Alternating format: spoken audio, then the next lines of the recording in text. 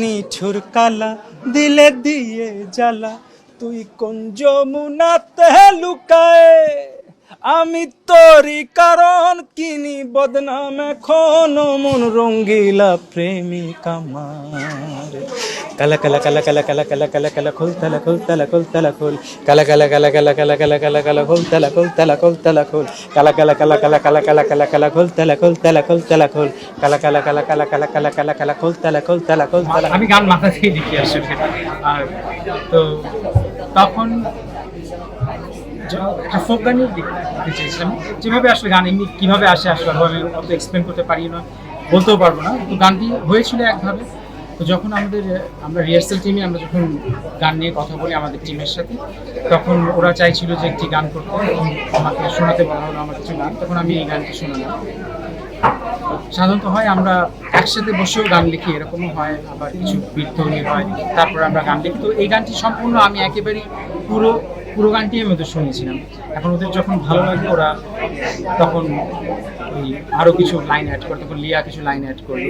এরপরে জোল মানে ইস্কাজরের যে প্রডিউসার, ও গানটি প্রডিউস করে, মিউজিক অ্যারেঞ্জমেন্ট এগুলো সব করে। তারপরে আমাদের মানে এভাবেই তো, তারপর আমি যখন শুনলাম এভাবেই গালাগালা হয়ে যায়। এটা আসলেই একদম সত্যি কথা বলতে কি, আমি যখন ইউএসএতে ছিলাম, মানে গানটি যখন আসলে বুঝছি যে সোশ্যাল মিডিয়াতে একটা ঝড় হচ্ছে, কিন্তু এতটা বুঝিনি, আমি বাংলাদেশে আসার পরে বুঝি। কারণ সোশ্যাল মিডিয়াতে যেটা হয় যে প্রতিদিনই কিছু না কিছু নিয়ে তো মানুষ চর্চা করে, আবার পরের দিন সেটা আবার আর একটা কিছু নিয়ে চর্চা হচ্ছে। তাই ভাবছিলাম এরকম একটা কিছু হয়, তো এরকম জানলে হয়তো আর আমি আগামীকাল আমি চলে যাচ্ছি, আমার নাম্বার এত মানুষ কী করে জেনে গেল এগুলো, মানে প্লাস আমার ফলোয়ার বাড়ছে, এটা ওখানেও বাড়ছিল, কিন্তু এর ব্যাপ্তিটা এত, মানে মিডিয়া পর্যন্ত মানুষজন আমার কাছে আসবে এটা আসলে অতটা আমি বুঝতে পারি। ছোটোবেলাটা কিছুদিন আমার যশোরে কেটেছে, তারপরে আমরা ঢাকাতে আমার স্কুল শুরু,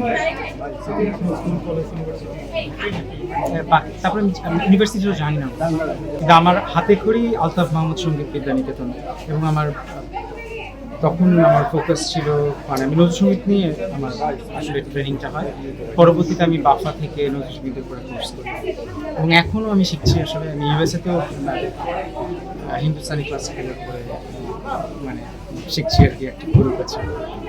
আমি এখন বুঝতে পারলাম গানটি যদি তখন মানুষ জানতে হয়, তখন তাদের যেহেতু মানুষ জানেনি হয়তো তারা গানটি শুনে যাবে। কারণ আমি যখন এই গানটি পড়ছিলাম ইউএসএতে বিভিন্ন ফেস্টিভ্যালগুলোতে, তখন আমি দেখছিলাম যে আমেরিকান দর্শকরা ওরা কিন্তু খুব পছন্দ করছে গান।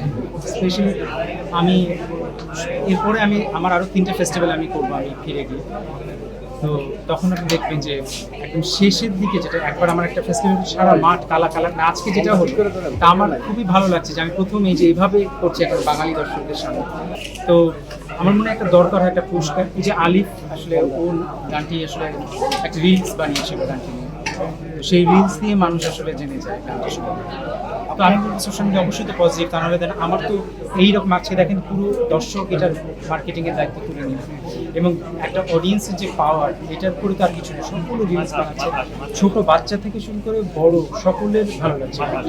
তো এটা আমি তো পজিটিভ বলছি, কারণ আমাদের গানগুলো সাধারণত ইন্ডাস্ট্রিটা গড়ে উঠেছে যে প্লেব্যাক সিঙ্গিং, বলিউড বলেন, এখানে তো যখন আপনি দেখেন, এখন যদি আপনি বেদের মেজর্সটা চিন্তা করেন, ইলিয়াস কাঞ্চন ভাইয়ের পোশাক কি ছিল, কারণ গানটি কিন্তু উনি প্রেজেন্ট করেছেন, অ্যান্ড্রু কিশোর দাদা কিন্তু প্রেজেন্ট করেন। কাজী ওখানে আপনি আবার ইউএসএতে যখন প্লেব্যাক বিষয়টা, এটা একেবারে এটা আমাদের এখানকার ধারণা যে একজন গাইবে একজন ঠোঁট মেলাবেন। আমরা লতা মঙ্গেশকরকে সবসময় একটা আঁচল দিয়ে আমরা গান গাইতে দেখলাম, কিন্তু ওই গানটি শ্রীদেবী যখন গাইছে, তিনি কিন্তু নাগিন পোশাক পরে গাইছে। কাজে যখন আপনি উপস্থাপনা করেন কিছু একটা, যখন স্টেজে থাকতে পারেন, ওখানে কিন্তু যিনি গাইছেন গান উনি প্রেজেন্ট করেন ওনার গান। তো আমি যেটা দেখছি যে মানুষ আমার অন্যান্য গানের প্রতি আগ্রহী হয়ে উঠেছে।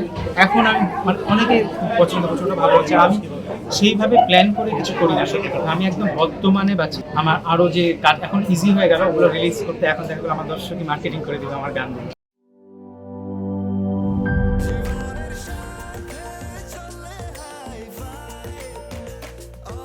স্বাস্থ্য স্বাস্থ্যকর অল টাইম, সব সময় অল টাইম হেলদি লাইফ।